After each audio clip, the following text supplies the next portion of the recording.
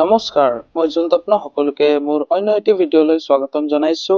আজি বিশেষ কৰি আপোনালোকক দেখাম, যেহেতু এতিয়া ডিচেম্বৰ মাহ চলি আছে আৰু ডিচেম্বৰত প্ৰায় ঠাইবিলাকত প্ৰাক বৰদিন কাৰ্যসূচী উদযাপন কৰা হয় আৰু তেনেকৈ এক কাৰ্যসূচীত আমি গৈ আছো।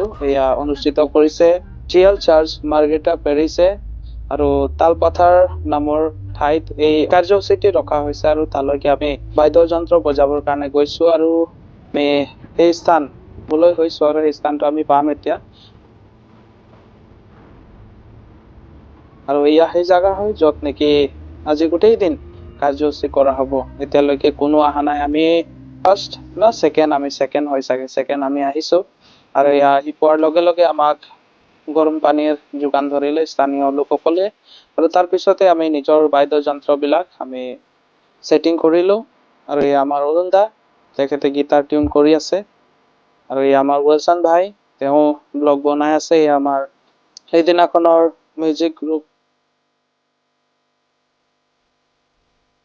বাবু ভণ্টি তেওঁবিলাকৰ সেলফি লৈছো আৰু আজিৰ কাৰ্যসূচীত যিবিলাক হ'ব আপোনালোকক দেখাই যাম। আশা কৰিছো আপোনালোকে শেষলৈকে চাব।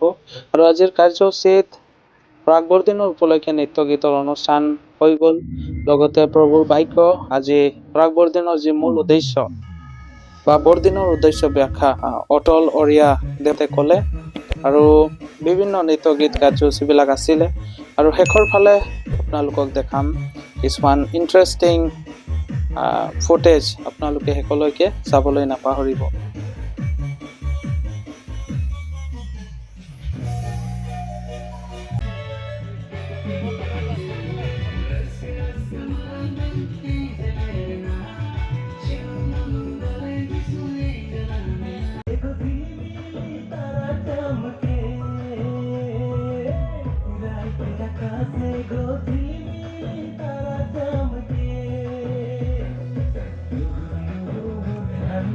আৰু এই সকলো কাৰ্যসূচীবিলাক শেষ হোৱাৰ লগে লগে সানডে স্কুলীয়া ছাত্ৰ ছাত্ৰীবিলাকৰ দ্বাৰা প্ৰদৰ্শনীমূলক কিছুমান কাৰ্যসূচী ৰখা হৈছিলে আৰু ইয়াতে তেওঁবিলাকে মম হওক বা ফুল হওক, চাৰানি হওক, এই সকলোবিলাক তেওঁবিলাকে বনাইছে নিজৰ ফালৰ পৰা তেওঁবিলাকৰ অনুষ্ঠানৰ আৰ্থিক সবলৰ কাৰণে, আৰ্থিক দিশ ভাল হ'বৰ কাৰণে। আৰু কিছুমানে মালাবিলাকো বনাইছে আৰু কিছুমানৰ নাম মই নাজানো বাৰু, আৰু কিছুমানে বাইবেল ভাৰ্ছ লিখি আনিছে। আৰু এয়া জিএল আমাৰ পানীখোৱা জিএল মণ্ডলীৰ ছাত্ৰ ছাত্ৰীসকল আৰু বহুতো মণ্ডলীবিলাক তেনেকা প্ৰেজেণ্টেশ্যন দিলে আৰু তেওঁবিলাকে নিজৰ বস্তুবিলাকক লৈ আছে, অকশ্যনত লৈ আছে আৰু কিছুমানৰ বিক্ৰী হ'ল, কিছুমানৰ প্ৰাইচ হাই হোৱাৰ কাৰণে কিছুমান বিক্ৰী নহ'ল।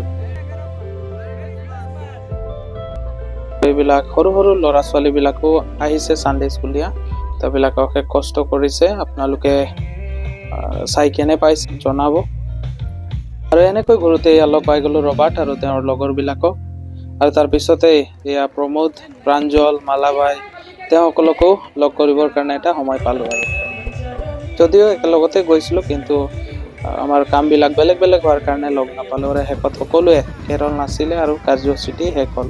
চ' থেংক ইউ ছ' মাছ। পুনৰ আকৌ লগ পাম নতুন এটা ভিডিঅ' আৰু নতুন এটা অভিজ্ঞতাৰ সৈতে।